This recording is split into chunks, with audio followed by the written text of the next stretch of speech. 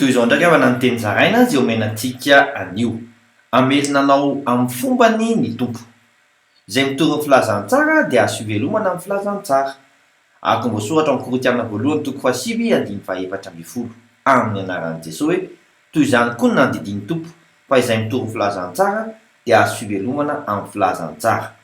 Noho izany mahazo toa manompo fa Kristy ao anatinao dia lehibe noho i Solomona.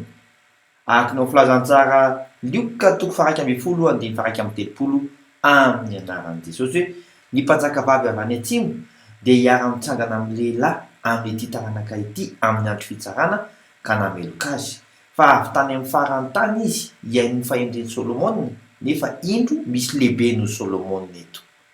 Mahireza sahia mizara ilay fahasoavana tsy mety ritra ao anatinao. Mivavaka isika Kristy ampiasao ao mba ho fantsona mahery vaika hizara fahasoavana ary misaotra anao miahiahy. Amen. Mandrapy ahoana tompoko.